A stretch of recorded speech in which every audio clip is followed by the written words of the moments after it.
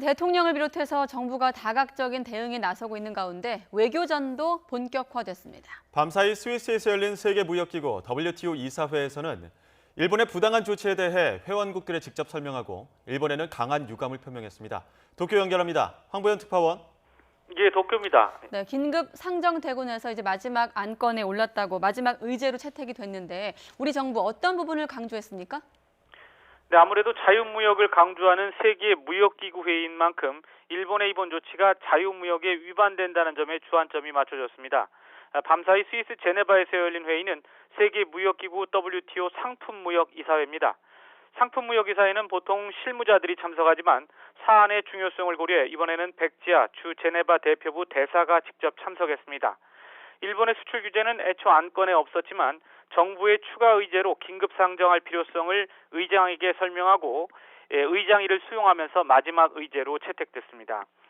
백 대사는 이 자리에서 일본이 오사카 G20 정상회의 의장국으로서 자유롭고 공정한 무역을 강조한 직후 이런 조치를 발표한 것에 유감을 표명한다고 말했습니다.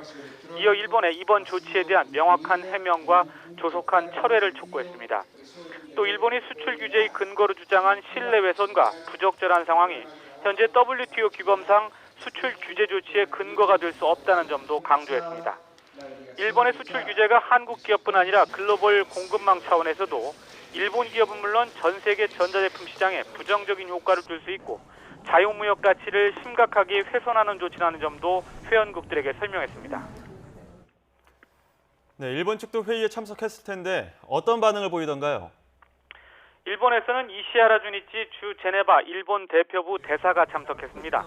이시하라 주니치 대사는 우리 정부의 설명에 대해 이번 조치는 수출 규제가 아니라고 주장했습니다. 그동안 한국에 적용했던 간소화 절차를 원상 복구한 것일 뿐 규제를 한 것은 아니라는 논리입니다.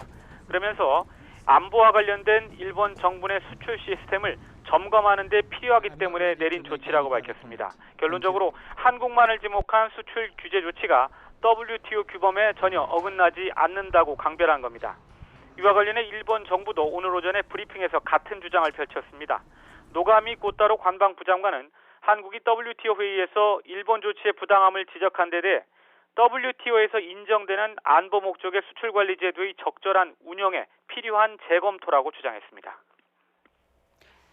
네, 일본 여당에서 명확히 근거도 되지 않고 규제 대상인 일본 원재료가 북한으로 갔을 가능성을 흘리기도 했는데 이번엔 독가스 가운데 하나인 사린가스 얘기를 했더라고요.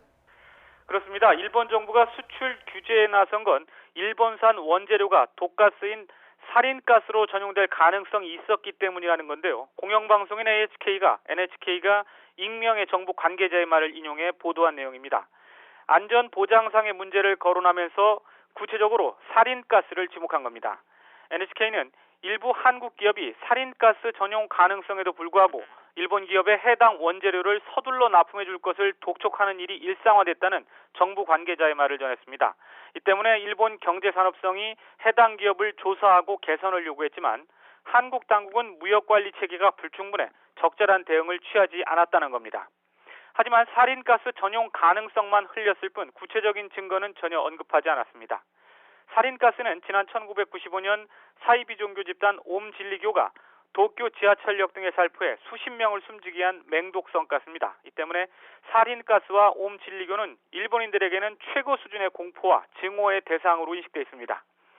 사린가스에 필적할 만한 만큼 끔찍한 화학무기인 VX 얘기도 일본 언론에서 나왔습니다.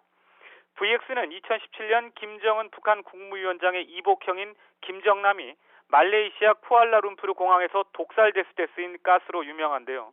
이 VX 원료가 한국에서 말레이시아 등으로 밀수출됐다는 사실이 밝혀졌다고 일본 후지TV가 보도했습니다.